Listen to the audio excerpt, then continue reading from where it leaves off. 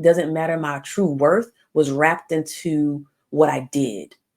It wasn't about me. So I would say that's what caused me to experience rejection.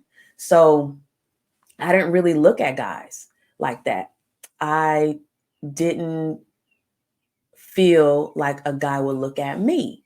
So I never thought that I could date anybody. I didn't think that it would even happen for me because I wasn't a part of that crowd in high school.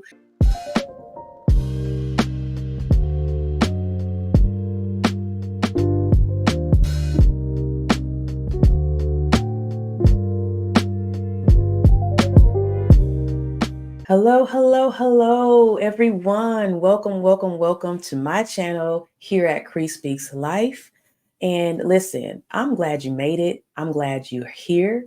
By looking at the title, you're like, what is she about to talk about? I can't wait to hear what she has to talk about. Yes, I will talk about it. But first, I want to be able to introduce myself and let you know who I am for those who may not know me and are just now reaching me here. I am Lucretia Haley. I'm a speaker, author, purpose and relationship coach.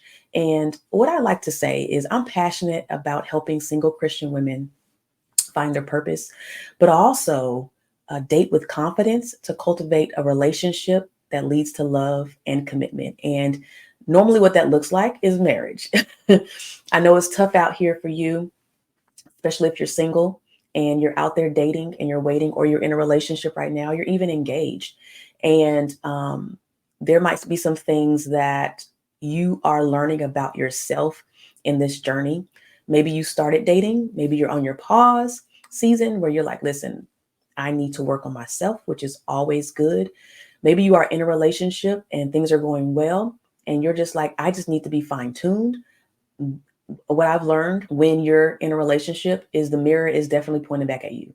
You are a reflection. You'll see yourself. Every little pocket, every little area of yourself is shown because you're in a relationship now. And what I want to do with this particular video is kind of back it up a bit.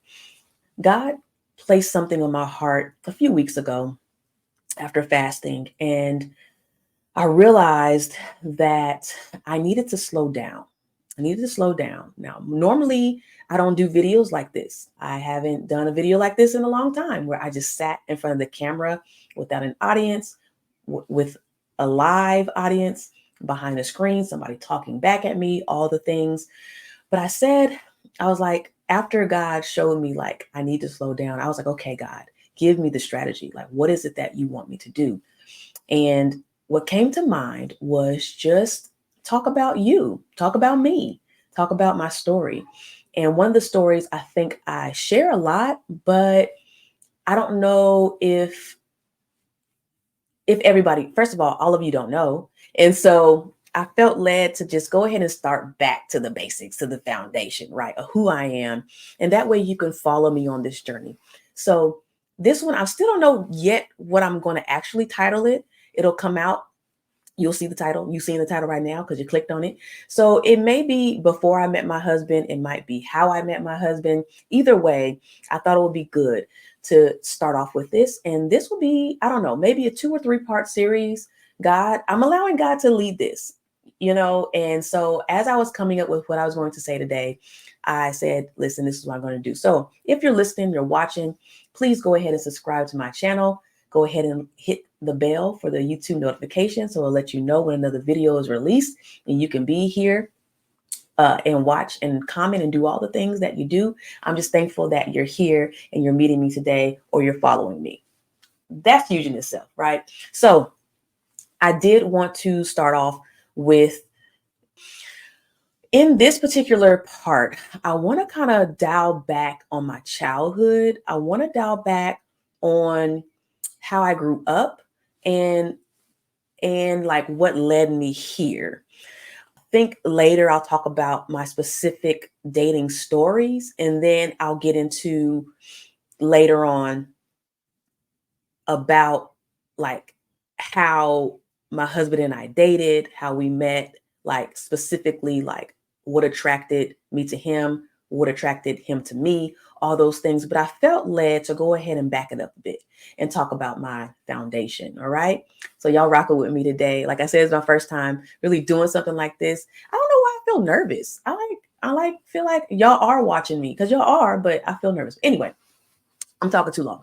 So I wrote myself questions so I can keep myself on track, because if I don't, I will venture off into another conversation and I won't ever come back. All right. And for most of you who don't know, I talk a lot. I want this video to be as short as possible, but I said, Holy Spirit, move and allow me to say what needs to be said. What doesn't need to be said, it don't need to be said. Right. So first question I have on here is what people normally ask me is, how did I grow up? Like, what was your household like? And so for me, for those who don't know, I grew up on the West Coast, the Bay Area, California, and um, I was with both my parents. Both my parents were with me. I grew up in a house with my older sister, who then left the house after a certain age. She was a teenager and then graduated high school, moved on. So I was the last one left in the house at that time. But my parents have been married now for 40 years, but my parents have been together. I grew up in a Christian household. I was baptized at the age of 7. I was in church, all the things. And I would say that I watched how marriage worked from their relationship. That's how I view marriage. I thought that's how, honestly, growing up, I was one of the only ones of my friends that had both of their parents in the household. A lot of my friends had single parents or grew up in broken families. So I never knew what that looked like, but I knew that my house was a safe haven. And for those who did experience that. So a lot of my friends loved coming over to my house, right? So it was one of those things. For me, I was introduced to the purity culture aspect of things at a young age. I will say at an age where I was young. And for me, in this season, I remember going to a youth conference. I don't know if it was all women or men or young women and young men, but I remember going to a conference and I remember being taught about what it means to save yourself from marriage. And I don't know if any of you went to purity conferences or went to something like that at a young age, but when I went, I was like, wow, people actually do this? Like, it's possible to save yourself from marriage? Like, I didn't know, have a clue. Like, my parents didn't really talk about relations, like that with me. They didn't really share a lot with me. And so when it came to that, and I was always curious in that area, but when I went to this conference, it was shared about, how you should save yourself for your husband. And I remember getting writing on a piece of paper or reciting something on a piece of paper that said said basically what you're going to do, like as far as marriage, what marriage means, all the things. But it was like on a scroll type of thing, and we tied it up, and it was said to open this up on your wedding night. And that just did something to me. Like, since then, I was like, oh yeah, I'm gonna do this thing. I'm gonna ride it out. I'm gonna ride it out. And that is what started it. I would say there were some negative aspects of purity culture, but that one I ran with so much. I'll get into a lot of that later, but I just want to let you know that I was introduced to the purity culture. So another question I have here was, did you ever struggle with self-esteem, or what was life like for you? Yes, I did. At a young age, I battled with rejection. I did struggle with the low self-esteem. I was bullied at a young age where, kids who looked just like me would call me out because of how dark my skin was and all the things. And so it was definitely hard on myself. I was hard on myself. And so I looked at myself differently. So what I gravitated to the most was people pleasing. I felt that if I was rewarded, if I was getting good grades, if I was doing all the things then my looks don't matter. How I feel about myself doesn't matter. My true worth was wrapped into what I did. It wasn't about me. So I would say that's what caused me to experience rejection. So I didn't really look at guys like that. I didn't feel like a guy would look at me. So I never thought that I could date anybody. I didn't think that it would even happen for me because I wasn't a part of that crowd in high school. So it was just a different side of me that I was like, you know what? Maybe it'll come, maybe not. I had crushes, I had all the things, but I just was like, no guy would like me because of the way I look, the way I feel about myself. It just wasn't it. So I gravitated more so to my academics and to everything that people could see me do. And so that then later on, and I'll get to maybe this later on in this, or maybe on another part where I know that is what led me to be curious later on in my life. And so if I did like a guy, or if I did feel like I had a crush, I wouldn't tell nobody. I wouldn't tell my parents. I hid it. I remember hiding it. Well, I wouldn't even call it a relationship. Honestly, it wasn't a relationship. And it was just guy that I was seeing, and he liked me. I kind of liked him. I would think I was just at a point to where I liked that he liked me, and he was a guy.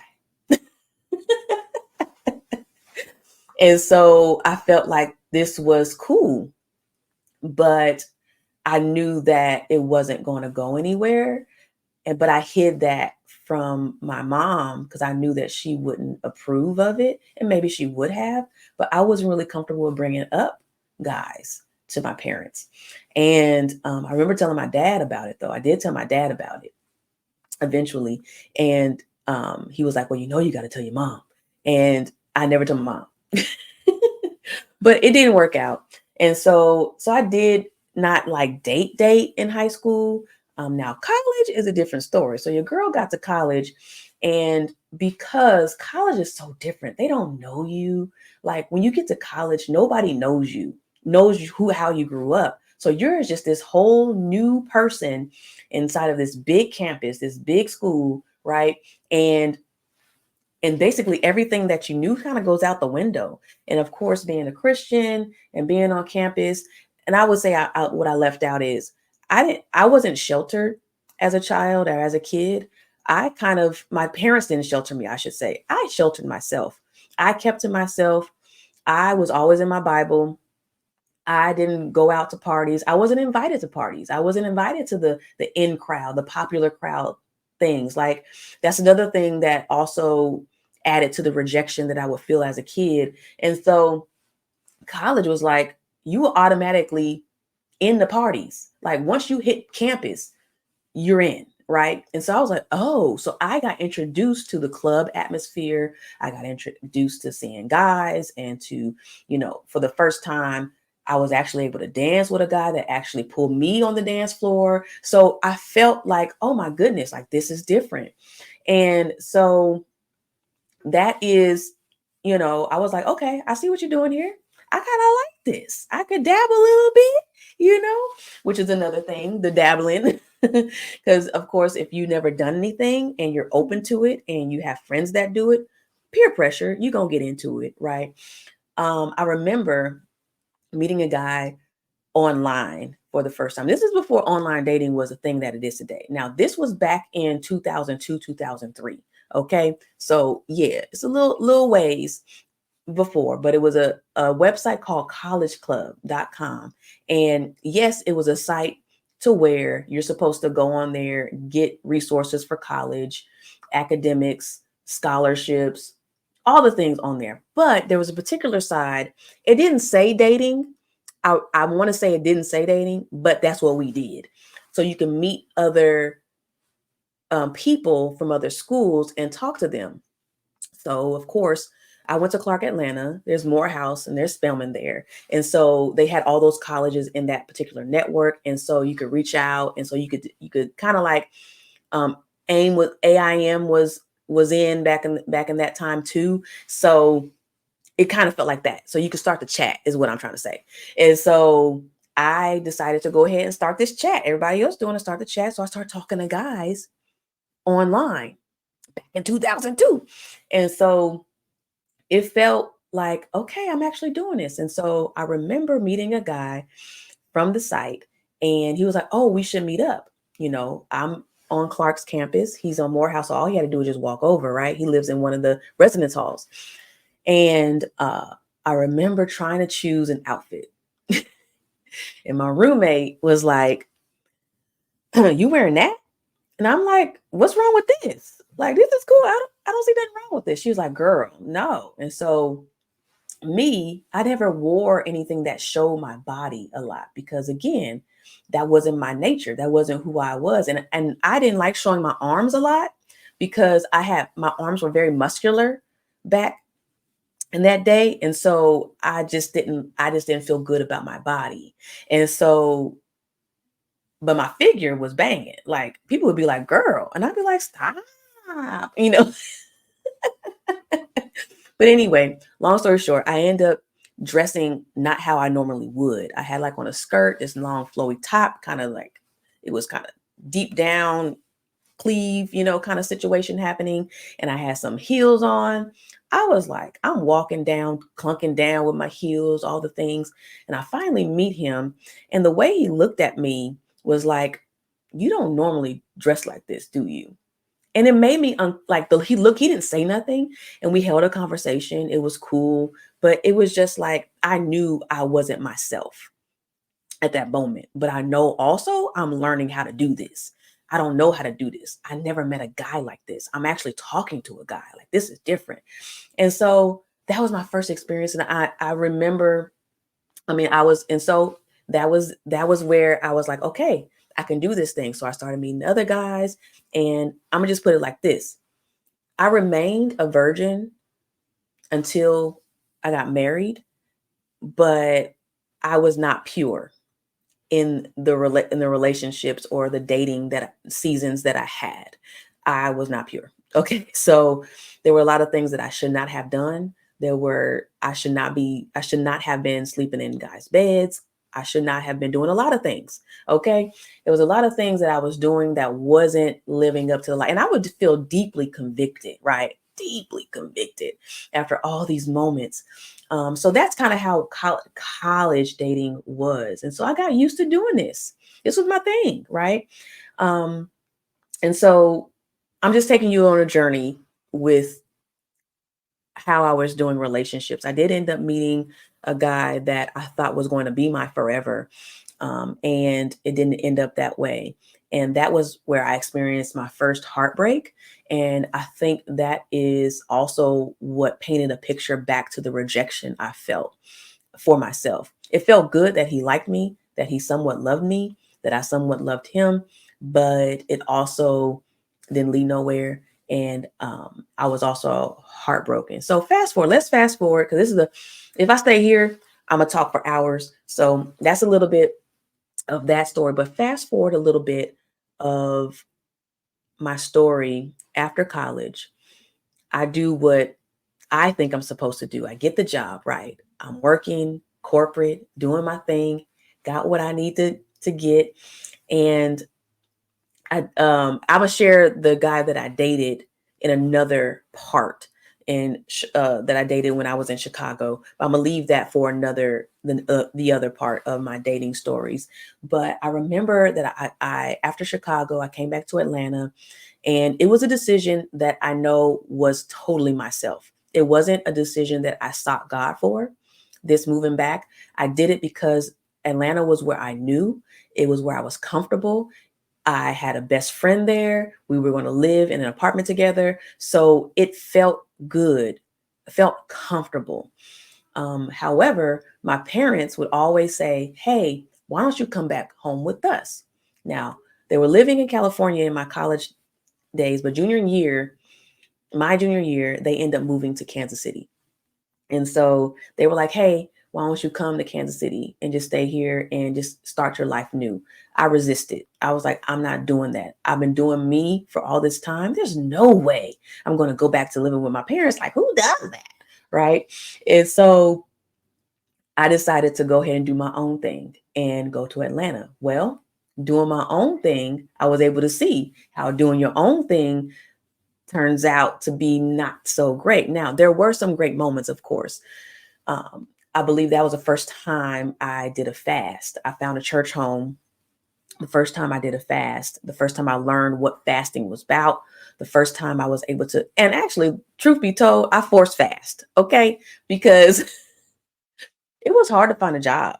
It was hard to find a job. The market was very saturated, and I was paying buku rent, and I didn't have, basically my whole check would be gone with paying rent. So I basically was working from check to check, you know. And so I didn't have a lot of money. Didn't have a lot of money.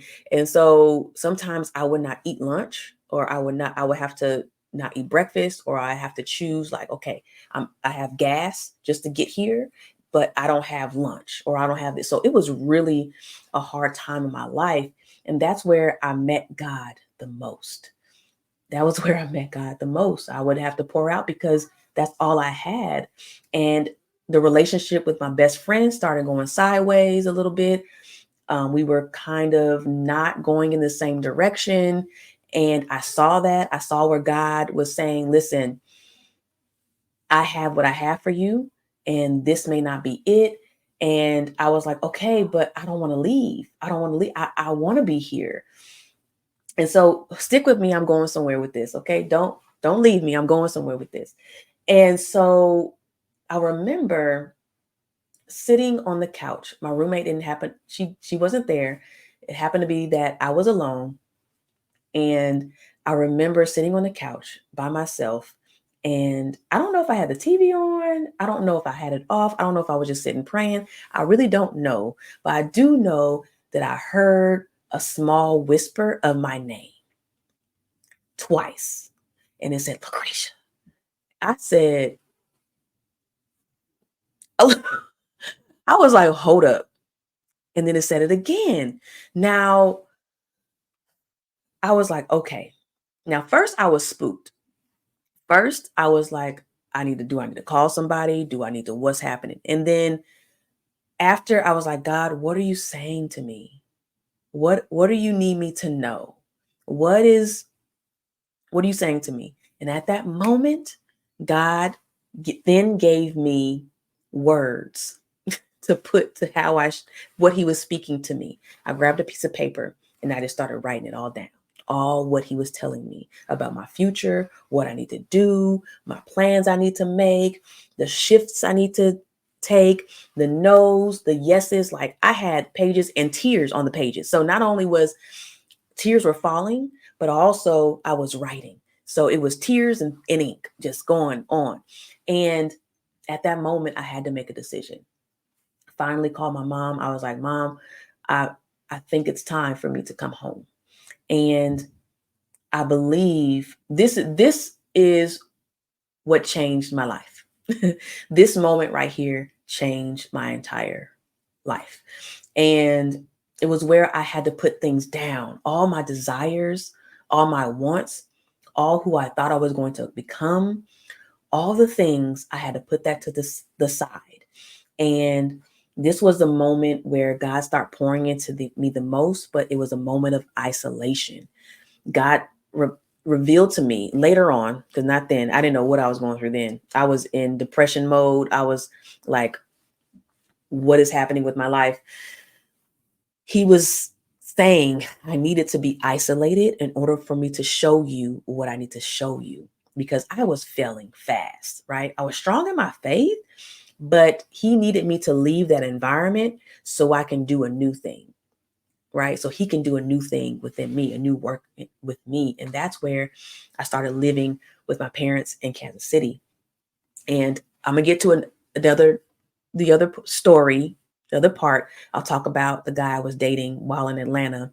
And I kind of was still dating him when I moved to Kansas City. It's a story behind that. I'll have to tell you on the next part. But I had to live back with my parents. And that was where the rubber met the road. This is where I share with a lot of people, was where I didn't know how to be myself. I didn't know how to be. I'm back in the home with my mom and dad. I had my sister around. Like, it was where I needed it though. I needed that. I needed God to show me, I think, and this is just the Holy Spirit revealing to me that now I needed my mom.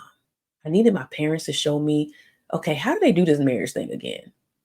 You know, I needed to see the moments where they were working through issues and where they were going through things, and where I saw them get through it and walk through it. And I needed the moment to where I was trying to find a job and trying to figure out what I wanted to do with my life. And so eventually I started to get back on my feet and start working again in a field totally opposite of what I got a degree in, but I needed to work. I was actually persistent. When I landed, when I was saying landed because we drove there from Atlanta. When I got to Kansas City, I started my job the following, like, that couple days later, I got in there. Like, I was like, I'm gonna find something to do.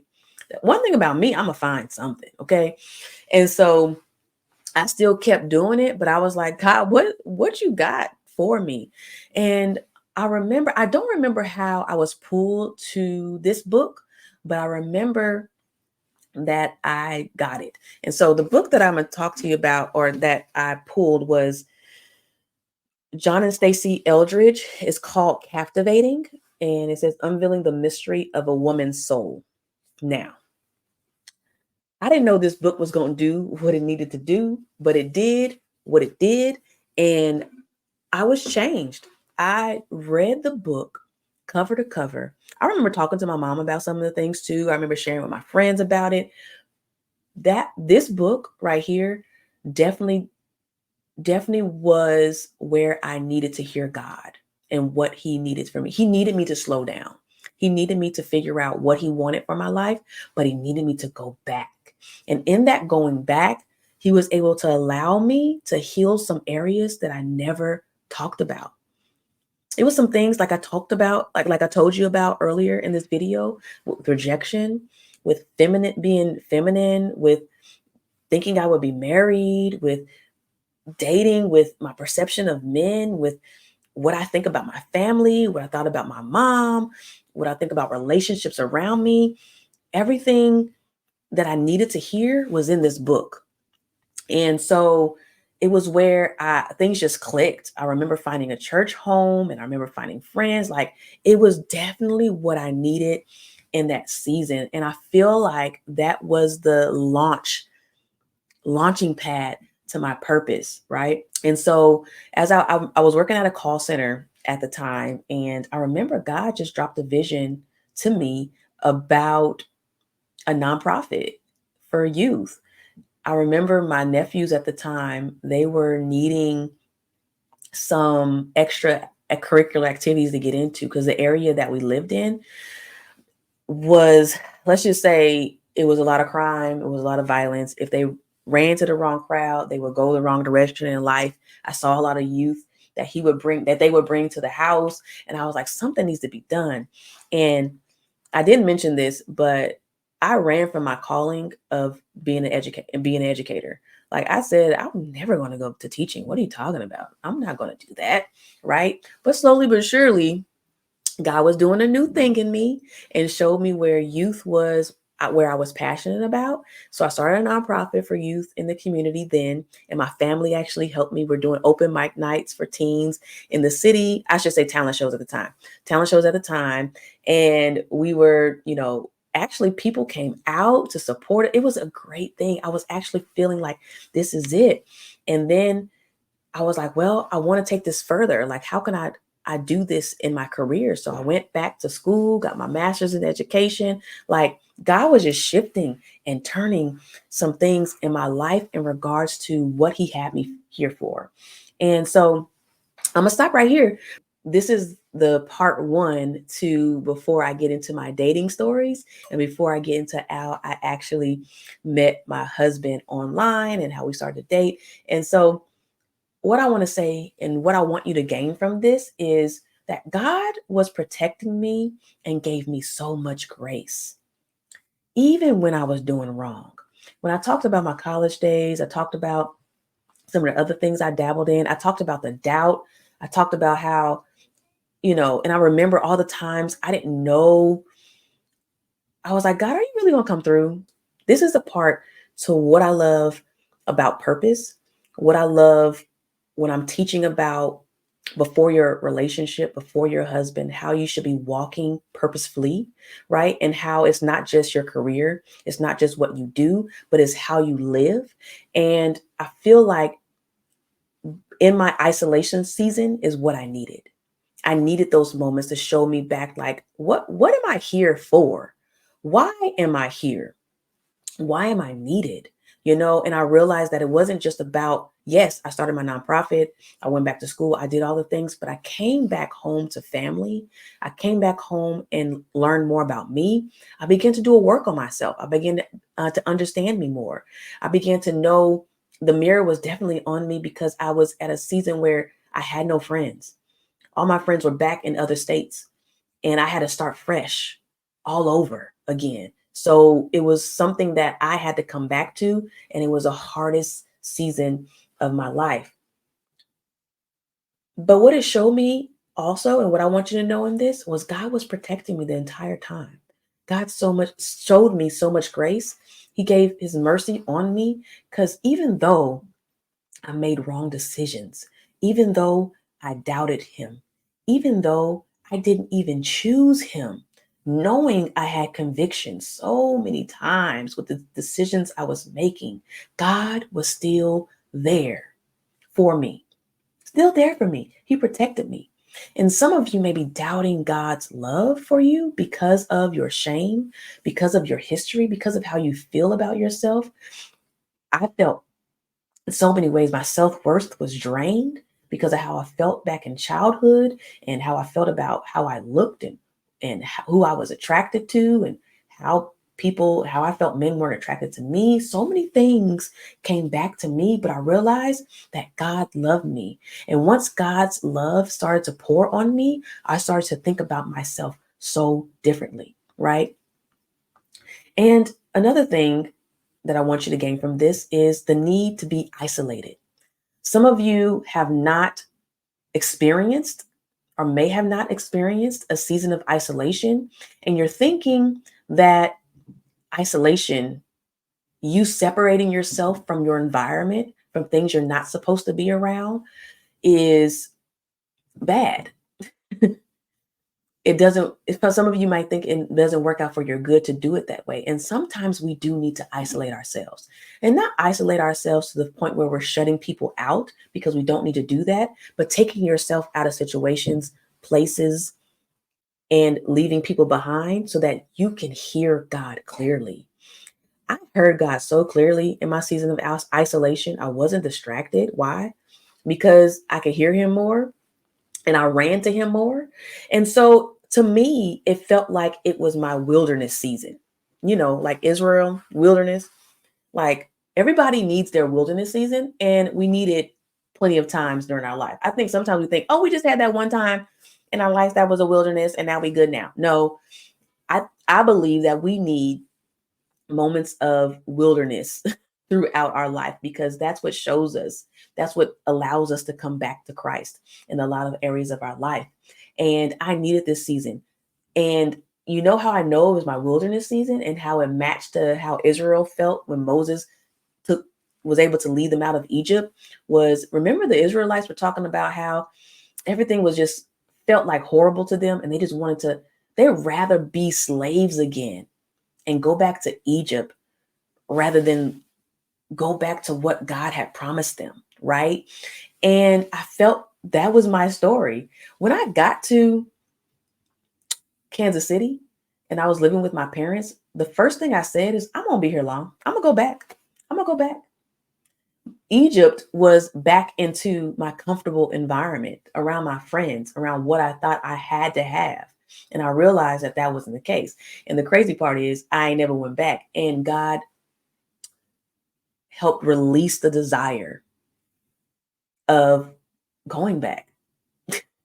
I did not feel the need to actually go back again. And that was what I believe God needed to show me in that. So you do need periods of isolation to hear God, to allow God to speak to you, right? And lastly, just like I said before, God wanted me to see areas where I needed to be purposeful.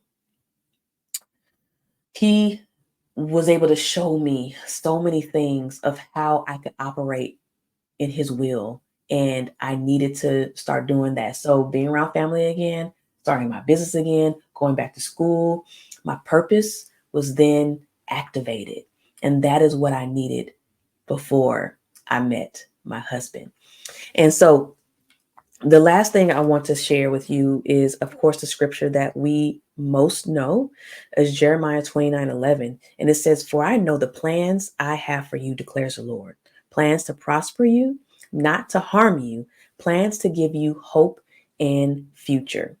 And what I can say about this is I didn't think about the wilderness season being a part of God's plans. I think when we think of plans, we think of good plans. We think of plans that are everything is going to go well, everything's going to go right. You're not going to go through any heartache, any pain, anything. But I wasn't harmed in a way where I wasn't taken out completely.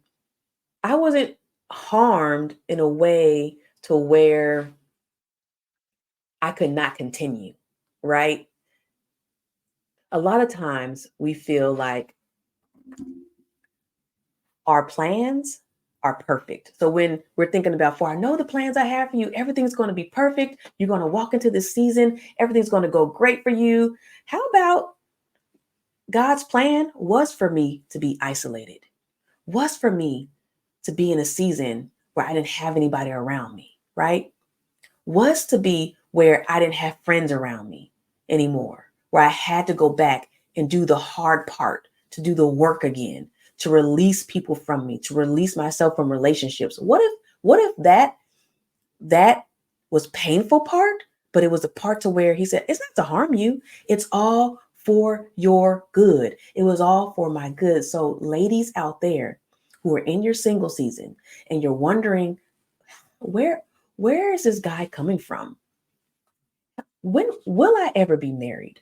I don't even know if I'll be able to date anymore. I'm in a season where I'm exhausted and I don't think this thing is for me. I'm out here seeing all these things around me. Know that God has plans for you. And sometimes the plans that he has for you, maybe all the times, the plans he has for you, you have to go through different seasons. And maybe, just maybe, there's some seasons he's waiting for you to go through before he releases to you what you desire. Okay. So I really want to thank you all for tuning in to this episode of Before I Met My Husband, How I Met My Husband. I'll figure out what I say about this, but you're going to get the stories. Okay. So next episode, I'm going to go into more of my dating stories. I really thank you for tuning in. Like I said before, be sure to subscribe if you want more dating and relationship content. And listen, I'll see y'all next time. Bye.